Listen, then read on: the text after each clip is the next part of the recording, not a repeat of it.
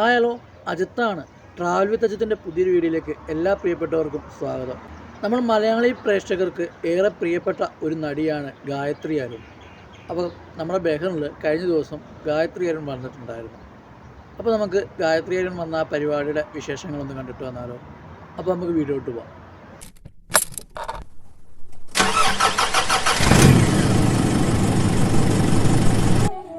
എൻ്റെ എല്ലാ പ്രിയപ്പെട്ടവരും സുഖമായിട്ട് സേഫായിട്ടിരിക്കുന്നു എന്ന് വിശ്വസിക്കുന്നു. സിനിമ, സീരിയൽ അഭിനേത്രി, അവതാരിക, ബ്ലോഗർ തുടങ്ങി വിവിധ മേഖലകളിലൂടെ മലയാളി പ്രേക്ഷകരുടെ ഹൃദയം കീഴടക്കിയ നടിയാണ് ഗായത്രി അരുൺ. ഗായത്രി അരുൺ കഴിഞ്ഞ ദിവസം നമ്മുടെ ബഹറിൽ എത്തിയിട്ടുണ്ടായിരുന്നു. അപ്പോൾ നമുക്ക് ഗായത്രി അരുൺ പങ്കെടുത്ത ആ പരിപാടിയുടെ കാര്യങ്ങളെല്ലാം ഒന്ന് കണ്ടിട്ട് വന്നാലോ.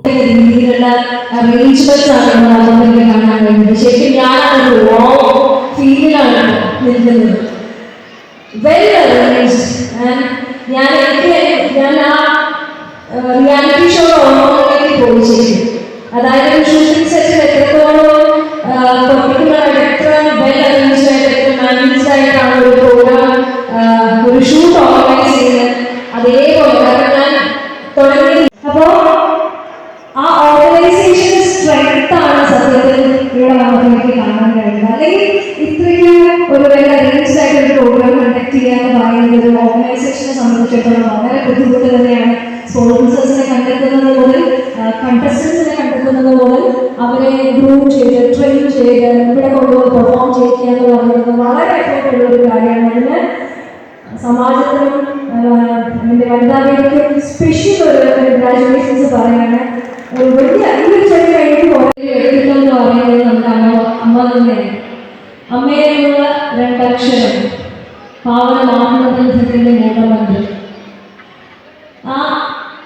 പക്ഷെ നമ്മളിപ്പോ നാട്ടിലെ ചില ന്യൂസുകളൊക്കെ കാണുമ്പോൾ സ്വന്തം അമ്മയെ കൊന്നിട്ട് ഒരു കുസലമില്ലാതെ പോലീസ് ജീപ്പിൽ കയറി പോകുന്നു, അങ്ങനത്തെ ദൃശ്യങ്ങളൊക്കെ നമ്മൾ കാണാറുണ്ട്. അപ്പോൾ ആ ആത്മബന്ധത്തിൽ പൊളിച്ച് വന്നുകൊണ്ടിരിക്കുന്നു എന്നുള്ളതാണ് നമ്മൾ കാണാൻ കഴിയുന്നത്. പക്ഷെ അങ്ങനെയല്ല, അമ്മയും അച്ഛനും രണ്ട് പില്ലേഴ്സാണ് നമ്മുടെ ജീവിതത്തിലുള്ളത്. അപ്പൊ അവരോടുള്ള ഒരു ആത്മബന്ധം ഊട്ടി ഉറപ്പിക്കാൻ ഇത്തരം റിയാലിറ്റി ഷോസ് ഒരു ഞാൻ അങ്ങനെയല്ല, റിയാലിറ്റി ഷോസിലൂടെയാണ് ആത്മബന്ധം അല്ലെങ്കിൽ അച്ഛനമ്മയായിട്ട് ബന്ധപ്പെടുന്നത് എന്നല്ല ഞാൻ പറഞ്ഞു. പക്ഷെ ഞാൻ ആ ഷോ ചെയ്യുമ്പോൾ കുറേ കണ്ടസ്റ്റൻസ് വന്നിട്ടുണ്ടായിരുന്നു. അപ്പൊ ഞാൻ അവരോട് പേഴ്സണലി ഞങ്ങളെല്ലാവരും ഒരു ഫാമിലി പോലെ ആയിരുന്നു അവസാനമൊക്കെ ആയപ്പോഴത്തേക്ക്. അപ്പൊ ഞാൻ അവരുടെ പേഴ്സണലി വരും, നിങ്ങൾ ഈ റിയാലിറ്റി ഷോയിൽ വന്നതുകൊണ്ട് നിങ്ങൾക്ക് ഉണ്ടായിരുന്നു പേഴ്സണലി നിങ്ങൾക്ക് ഷോയിൽ പങ്കെടുക്കാൻ നിങ്ങൾ റിഹേഴ്സൽ ചെയ്യുന്നുണ്ട്, ഇവിടെ വരുന്നത് താമസിക്കുന്നുണ്ട്, ഷൂട്ട് ചെയ്യുന്നത്, അതല്ലാതെ പേഴ്സണലി നിങ്ങൾക്ക് എന്താണ് അതുകൊണ്ടുള്ള ഒരു ഗുണമുണ്ടായത്. അപ്പൊ അവർ പറഞ്ഞ കാര്യം, ഞങ്ങൾ ഈ ഷോയിൽ വന്നതിന് ശേഷം മക്കളുമായിട്ട് അല്ലെങ്കിൽ ഞങ്ങളുടെ ഫാമിലിയായിട്ട് കൂടുതൽ സമയം ഒരുമിച്ച് സ്പെൻഡ് ചെയ്യാൻ തുടങ്ങി എന്നുള്ളതാണ്. അപ്പൊ അങ്ങനെ ഒരു വീ ടൈം അല്ലെങ്കിൽ ഒരു ഫാമിലി ടൈം ഇപ്പോൾ പലയിടത്തും ഇല്ല എന്നുള്ളത് വലിയൊരു സത്യമാണ്. എൻ്റെ ഈ ജനറേഷൻ ചെറുപ്പത്തില് പവർ പോകുന്ന ഇലക്ട്രിസിറ്റി പോകുന്ന കുറച്ച് സമയം ഉണ്ടായിരുന്നു, പവർ കട്ട് സമയം. ആ സമയത്ത് സത്യത്തിൽ കുടുംബത്തിൽ എല്ലാവരും കൂടെ കൂടി ഒരു വെളിയിൽ ഘട്ടത്തിൽ വർത്താനം പറയുകയും കളിക്കുകയൊക്കെ ചെയ്യുന്ന ഒരു സമയമായിരുന്നു. അപ്പൊ അങ്ങനെയുള്ള ചെറിയ ചെറിയ ചെറിയ നല്ല നല്ല മൊമെന്റ്സ് ഇപ്പം വീടുകളിലില്ല, അല്ലെങ്കിൽ കുട്ടികളുമായി ഒരുമിച്ച് സംസാരിക്കുന്ന സമയം. അപ്പൊ അങ്ങനെയായിരുന്നു ചിലപ്പോൾ ഈ പറയുന്ന ഈ ആത്മബന്ധത്തിൽ അല്ലെങ്കിൽ ബന്ധങ്ങളിൽ ചില ചെറിയ ചെറിയ അകൽച്ചകൾ ഉണ്ടായിരുന്നത്.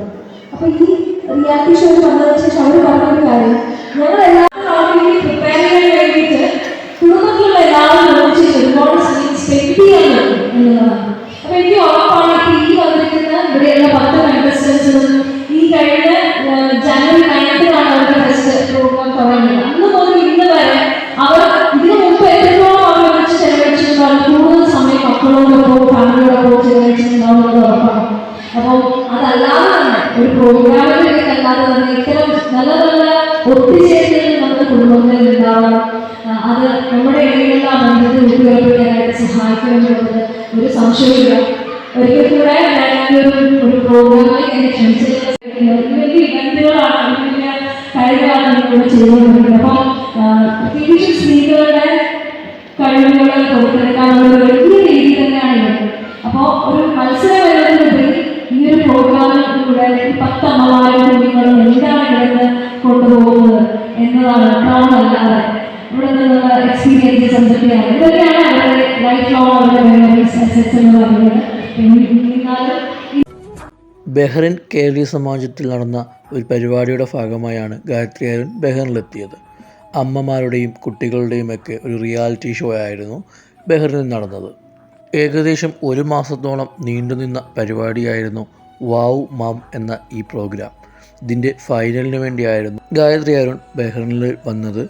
എന്തായാലും ആ പരിപാടിയൊക്കെ അടിപൊളിയായിരുന്നു. അപ്പം ഈ ഒരു പരിപാടി എല്ലാവർക്കും ഇഷ്ടപ്പെട്ടു എന്ന് വിശ്വസിക്കുന്നു. ബെഹ്റിനിൽ നിന്നുള്ള മറ്റ് വിശേഷങ്ങളും പ്രോഗ്രാമുകളും ഒക്കെ ആയിട്ട് കൂടുതൽ വീഡിയോകൾ വരും ദിവസങ്ങളിൽ നമ്മുടെ ചാനലിലുണ്ടാകും. അപ്പം മറ്റൊരു വീഡിയോയുമായി വീണ്ടും കാണാം.